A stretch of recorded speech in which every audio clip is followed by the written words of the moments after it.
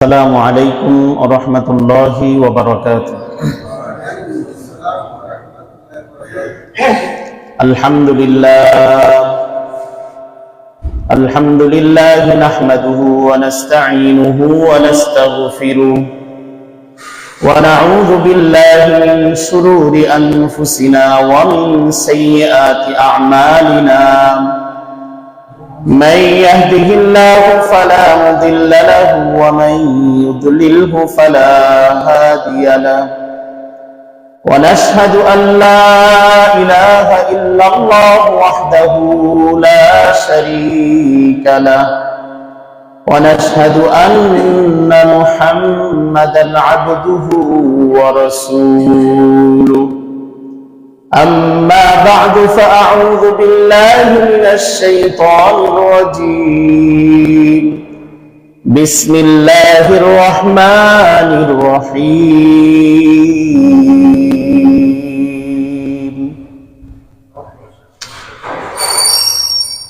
خذ من أموالهم صدقة تطهرهم وتزكيهم بها وصل عليهم إن صلاتك سكن لهم والله سميع عليم.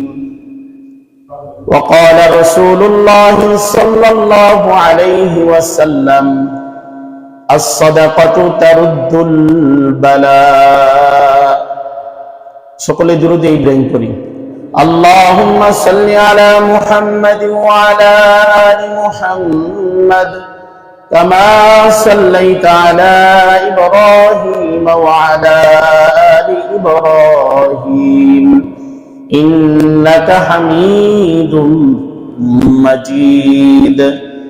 اللهم بارك على محمد وعلى آل محمد كما باركت على إبراهيم وعلى آل إبراهيم إنك حميد مجيد. أستغفر الله ربي من كل ذنب وأتوب إليه لا حول ولا قوة إلا بالله العلي العظيم. সম্মানিত মুসলিয়ান ইকরাম, সকল প্রশংসা মহান রব্বুল আলামিনের জন্য, যে আল্লাহ পাক আমাদেরকে ইশার নামাজের পরে আল্লাহর তাআলার পবিত্র স্থান, পৃথিবীর মধ্যে সবচেয়ে মনোনীত জায়গা আল্লাহর ঘর মসজিদে বসার তৌফিক দান করেছেন এবং দ্বীনি কিছু আলোচনা বলার এবং শোনার সুযোগ তৈরি করে দিয়েছেন। আল্লাহ তাআলার দরবারে আমরা সকলেই কালিমাতুশ শুকর আদায় করে সকলে বলি আলহামদুলিল্লাহ।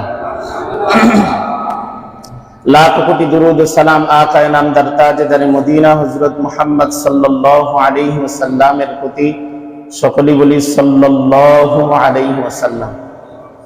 সম্মানিত হাজিরিন, ইতিপূর্বে দুইটা অধিবেশনে আমি আলোচনা করেছিলাম। আজকে এটা তৃতীয় অধিবেশন আমার। প্রথম অধিবেশনে আলোচনা করেছিলাম আয়াতুল কুরসির ফজিলত সম্পর্কে। দ্বিতীয় অধিবেশনে আলোচনা করেছিলাম আকীদার বিশুদ্ধ আকীদা সম্পর্কে। আজকে তৃতীয় অধিবেশন। এই তৃতীয় অধিবেশনে আজকের আলোচ্য বিষয় হচ্ছে যাকাতের ফাজাইল ও মাসাইল সম্পর্কে। যাকাত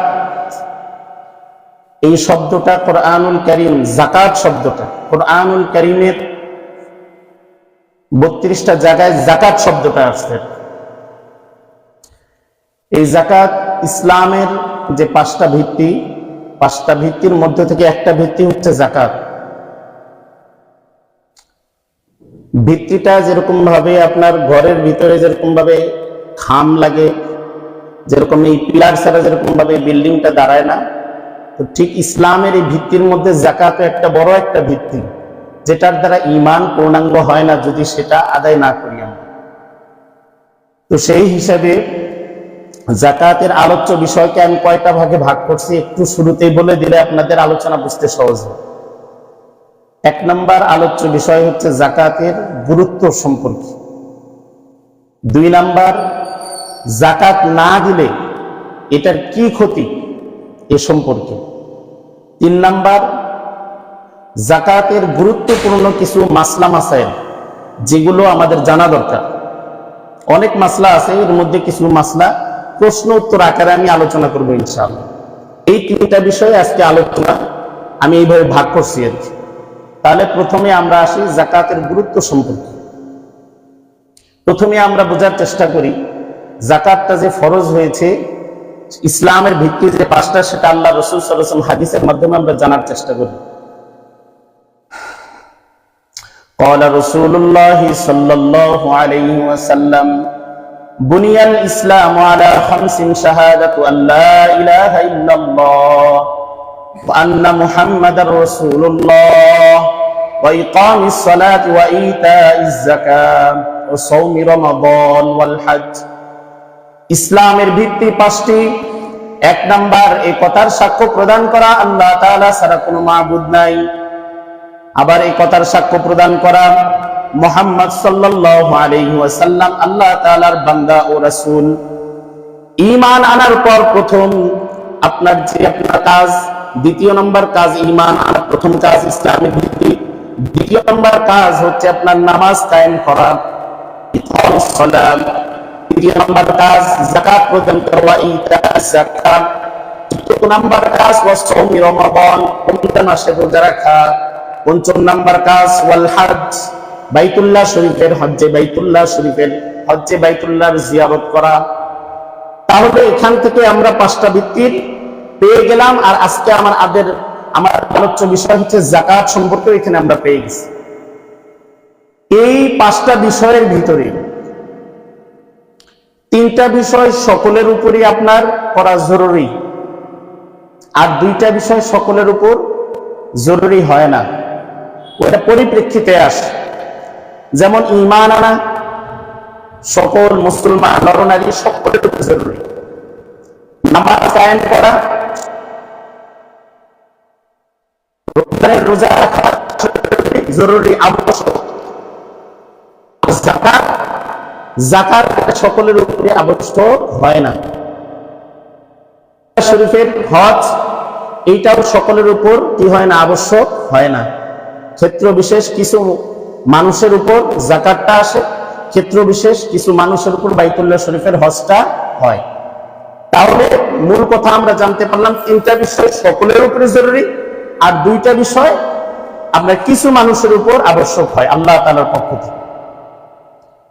তাহলে এখন আমরা যে যাকাত বিষয় নিয়ে আমরা আলোচনা করব, এই যাকাতের ব্যাপারে কোরআনুল কারীমের গুরুত্ব সম্পর্কে আমরা কিছু আয়াত দিয়ে বোঝার চেষ্টা করি। আউযু বিল্লাহি মিনাশ শাইতানির রাজীম, বিসমিল্লাহির রহমানির রহিম। সূরাতুল বাকারা আয়াত নাম্বার 110।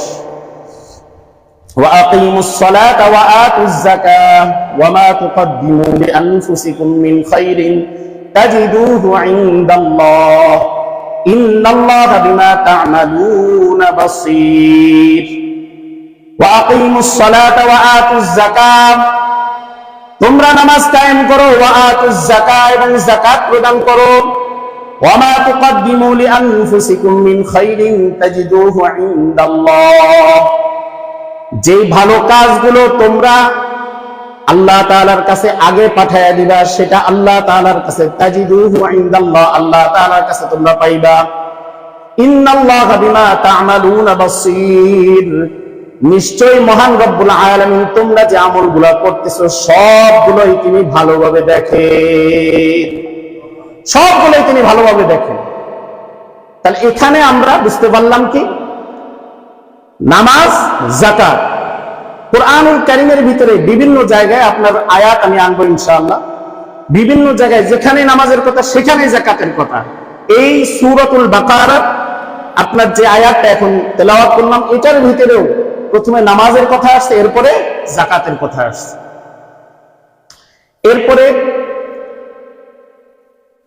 আমরা যে আমলগুলো করি এবং নিজেদের জন্য যেগুলো পছন্দ করি, এই পছন্দনীয় বিষয়গুলো যেরকম নিজের জন্য পছন্দ করা, অপরজনের জন্য সেটা পছন্দ করা, সেটা কোরআনুল কারীমের সূরা আপনার আলে ইমরানের 4 নম্বর পারার ভিতরে আপনার 92 নম্বর আয়াতে বিসমিল্লাহির রহমানির রহিম লান তানালুল বিররা হাত্তা তুনফিকু মিম্মা তুহিব্বুন, তোমাদের নেক আমল কিছুতেই অর্জন হবে না, নেক আমলের ফলাফল তোমরা কিছুতেই পাইবে না। মিম্মা তুনফিকু মিম্মা তুহিব্বুন, যেটা নিজের জন্য ভালোবাসো এটা যদি তুমি যতক্ষণ পর্যন্ত খরচ না করতেছো, পুণ্যের ফলাফল ততক্ষণ পর্যন্ত তুমি পাইবা না যতক্ষণ পর্যন্ত তুমি যেটা নিজের জন্য খরচ করা পছন্দ করে এটা অপরজনের জন্য যতক্ষণ পর্যন্ত তুমি খরচ না করবা ততক্ষণ পর্যন্ত তুমি পরিপূর্ণ নেক আমলের ফলাফল তুমি পাইবে। এই ব্যাপারে দেখেন, এই আয়াত নাজিল হওয়ার পর আনসারী সাহাবী আবু তালহা রাদিয়াল্লাহু তাআলা আনহু আপনার রাসূল করিম সাল্লাল্লাহু আলাইহি ওয়াসাল্লামের কাছে যখন এই আয়াতটা শুনছেন, শোনার পরে উনি অনেক বিত্তশালী একজন সাহাবী ছিলেন, উনার অনেকগুলো বাগান ছিল, খেজুরের বাগান ছিল, এর মধ্যে বুহাইরা নামক একটা বাগান ছিল যেটা উনার অনেক পছন্দনীয় ছিল, অনেক পছন্দনীয় ছিল।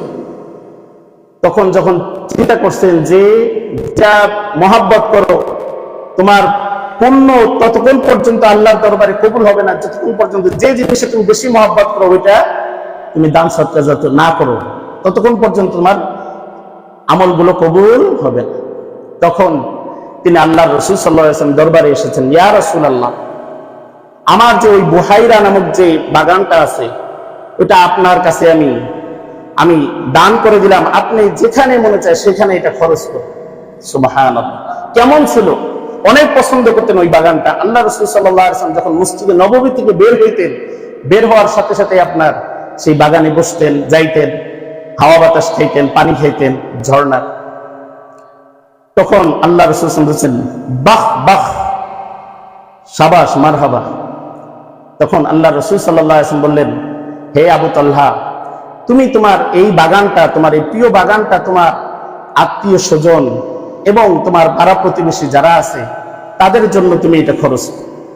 তখন তিনি ওনার চাচাতো ভাই এবং অন্যান্য আত্মীয় স্বজনদের মাঝে এই বাগান তিনি দান করে দিচ্ছেন। সুবহানাল্লাহ, এই মহব্বতের জিনিস দান করে দিচ্ছে। তো এই আয়াতের এবং এই ঘটনা থেকে আমাদের শিক্ষণীয় কি? এই ঘটনা থেকে আমাদের শিক্ষণীয় হচ্ছে আমাদেরও মাল মহাব্বতের, ধন সম্পদ আমাদের মহাব্বতের, যেই জিনিসটা বেশি মহাব্বতের সেই জিনিসটাকে আমাকে কি করতে হবে? ত্যাগ করতে হবে, কুরবানি করতে হবে। এরপরে দেখেন,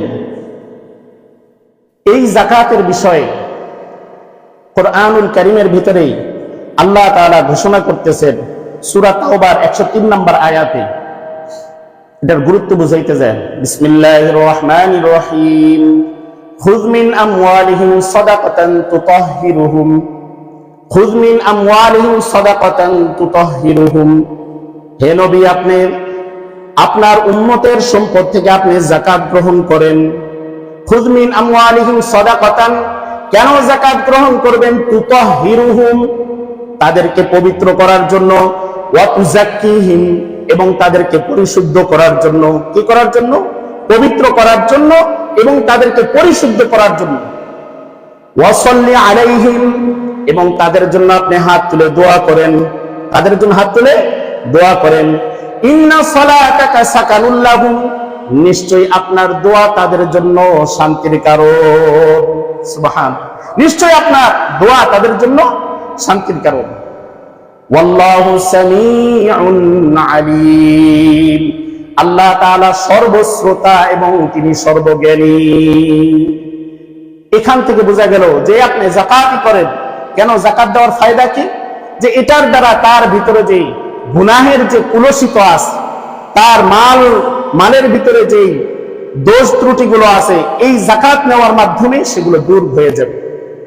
এবং আল্লাহ তাআলা, আল্লাহ রাসূল সাল্লাল্লাহু আলাইহি ওয়াসাল্লাম বলেছেন তাদের জন্য আপনি দোয়াও করেন। আর যাকাত দিলে আল্লাহ রাসূলের দোয়াও আমাদের জন্য বরাদ্দ থাকে। এরপরে আসি আয়াত নাম্বারটা 103 সূরা তাওবা। এরপরে আপনার পুণ্যবান মানে প্রকৃত পুণ্য নেক আমল যদি আমি আল্লাহর দরবারে গ্রান্টেড করার জন্য করি, পুণ্যের জন্য আপনার যাকাত খুবই গুরুত্বপূর্ণ। যদি আমি আমার নেক আমলগুলো আল্লাহর দরবারে কবুল করাইতে চাই, সেক্ষেত্রেও আপনার যাকাত অনেক গুরুত্বপূর্ণ। দেখেন সূরাতুল বাকারার 177 নম্বর আয়াতে যে আমাদের যে পুণ্যগুলো, নেকগুলো, সেটা যে আল্লাহর দরবারে কবুল হওয়ার জন্য যাকাত দেওয়া লাগে। বিসমিল্লাহির রহমানির রহিম। লাইসাল বিররা আন তুওয়াল্লু ওয়ুজুহাকুম কিবালাল মাশরিকি ওয়াল মাগরিবি ওয়ালাকিন্নাল বিররা মান আমানা বিল্লাহ। লাইসাল বিররা আন তুওয়াল্লু ওয়ুজুহাকুম কিবালাল মাশরিকি ওয়াল মাগরিব। পশ্চিম এবং পূর্ব দিকে মুখ ফিরানোর মধ্যেই শুধু পুণ্য না। আমরা যেরকম পশ্চিম দিকে ফিরে নামাজ পড়ি, শুধু এটার ভিতরে আল্লাহ তাআলা পুণ্য রাখেন নাই, সওয়াব রাখেন নাই, বরং ওয়ালাকিন্নাল বিররা, বরং পুণ্য রেখেছেন, সওয়াব রেখেছেন মান আমানা বিল্লাহি ওয়াল ইয়াউমিল আখির, আল্লাহর প্রতি ঈমান আনলে, মান আমানা বিল্লাহি ওয়াল ইয়াউমিল আখির, পরকাল দিবসের প্রতি ঈমান আনা, ওয়াল কিতাব ওয়াল মালায়েকা, ফেরেশতাদের প্রতি ঈমান আনা, ওয়াল কিতাব, কিতাব সমূহের প্রতি ঈমান আনা, ওয়ান নাবিয়িন, নবী রাসূলদের প্রতি ঈমান আনা, এগুলো পুণ্যের কাজ। ওয়া আতাল মালা আলা হুব্বিহি যাবিল কুরবা ওয়াল ইয়াতামা ওয়াল মাসাকিন ওয়া ইবনাস সাবিল। ধন সম্পদের সাউন্ড মানে একটু কমায় দেন, কি হইতেছে, একটু কমায় দেন। ওয়া আতাল মালা আলা হুব্বিহি যাবিল কুরবা, যে ধন সম্পদের মহব্বত থাকা সত্ত্বেও, ধন সম্পদের প্রতি ভালোবাসা থাকা সত্ত্বেও আপনার জাউল কুরবা, আপনার আত্মীয় স্বজনদেরকে আপনার দান করতেছে, ওয়াল ইয়াতামা, ইতিমদেরকে দান করতেছে, ওয়াল মাসাকিন, মিসকিনদেরকে দান করতেছে, ওয়া ইবনাস সাবিল, মুসাফির, এদেরকে দান করতেছে, ওয়াসাইলিনা ওয়া ফির রিকাব, যখন আপনার ভিক্ষুক আসে ভিক্ষুকদেরকে দান করতেছে, ওয়া ফির রিকাব, যখন কেউ পরাধীনতায় আবদ্ধ হয়ে যাইতেছে তাদের মুক্তির জন্য দান করতেছে, ওয়া আকামাস সালাতা ওয়া আতাজ যাকাত, নামাজ কায়েম করতেছে, ওয়া আতাজ যাকাত, যাকাত প্রদান করতেছে, ওয়াল মুফুনা বিআহদিহিম ইযা আহাদু, যখনই কোনো ওয়াদা করতেছে সেই ওয়াদাও আপনার সুন্দরভাবে পুরা করতেছে, ওয়াস সাবিরিনা ফিল বাসাই ওয়াদ দাররাই ওয়া হিনাল বাস, যুদ্ধের সময় এবং অভাব অনটনের সময়, আপনার দুঃখ যাতনার সময়ও আল্লাহ তাআলার প্রতি ধৈর্য ধারণ করতেছে। উলাইকাল্লাযীনা সাদাকু, এরাই হচ্ছে সত্যবাদী, ওয়া উলাইকা হুমুল মুত্তাকুন, এরাই হচ্ছে প্রকৃত মুত্তাকি, পরহেজগার। সুবহানাল্লাহ। এই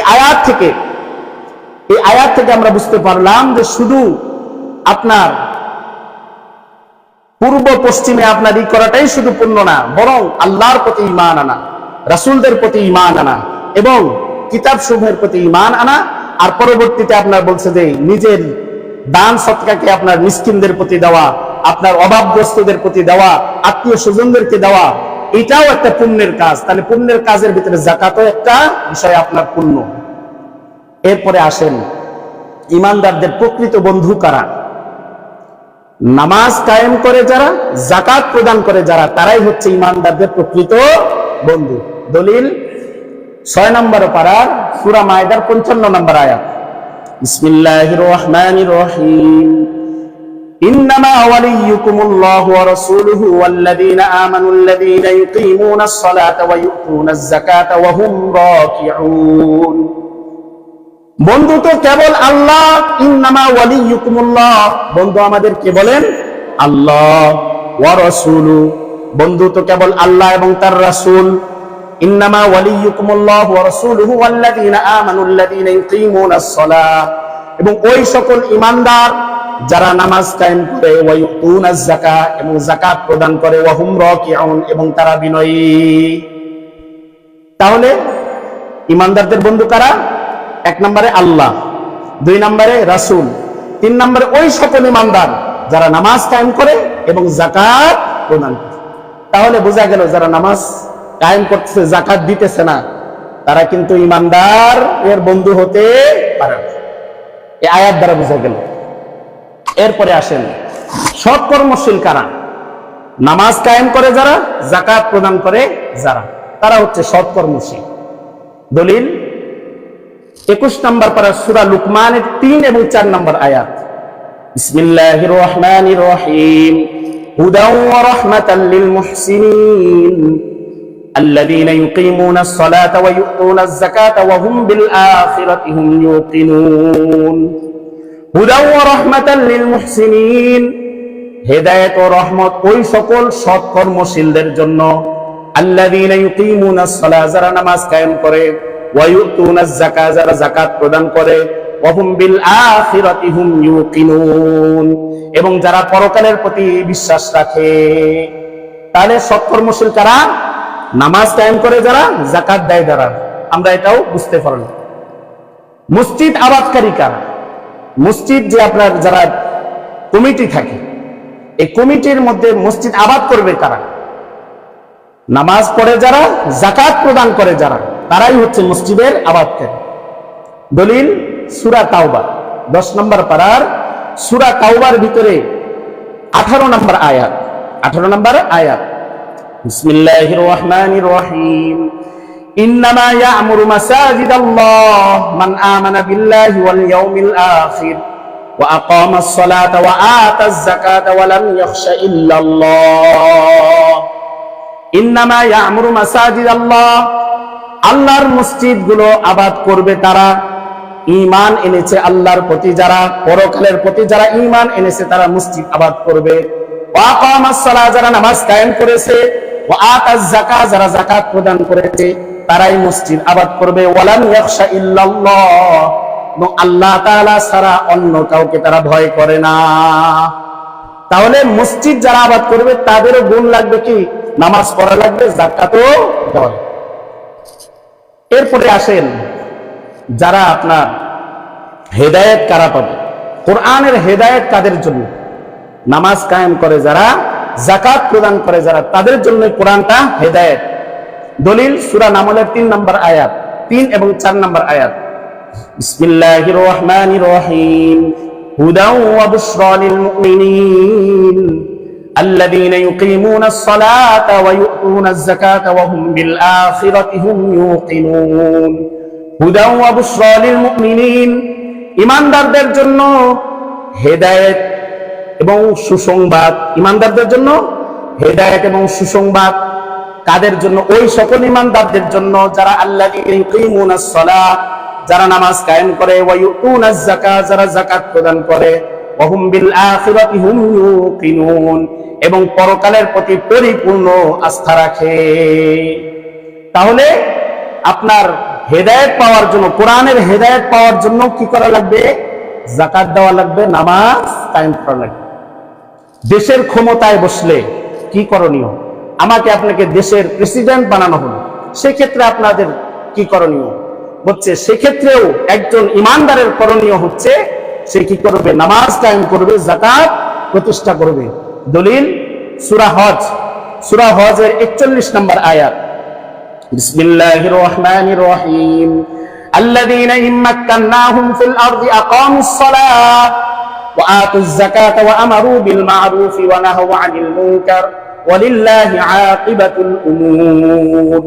আল্লাযীনা ইম্মাক্কান্নাহুম ফিল আরদ, আল্লাহ তাআলা যে ঈমানদারকে আপনার ক্ষমতায় বসায়া দিবেন তার জন্য আপনার করণীয় হচ্ছে আকামুস সালাহ, নামাজ প্রতিষ্ঠা করবে, ওয়া আতুজ যাকাত, যাকাত আপনার নামাজ কায়েম করবে, যাকাত প্রতিষ্ঠা করবে, ওয়া আমারু বিল মা'রুফ সৎ কাজে আদেশ করবে, ওয়া নাহাউ আনিল মুনকার অসৎ কাজে বাধা প্রদান করবে, ওয়ালিল্লাহি আকিবাতুল উমুর সকল বিষয় শুভ পরিণাম আল্লাহ তাআলার আয়াত।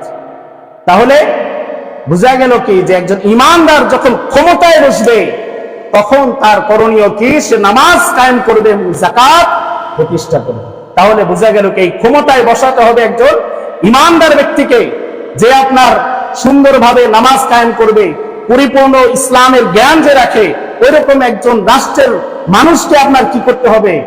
এই মসনদে বসাইতে হবে। তাহলেই তো এই নামাজের মতো বিষয়গুলো কায়েম হবে, এই যাকাতের মতো বিষয়গুলো কায়েম হবে।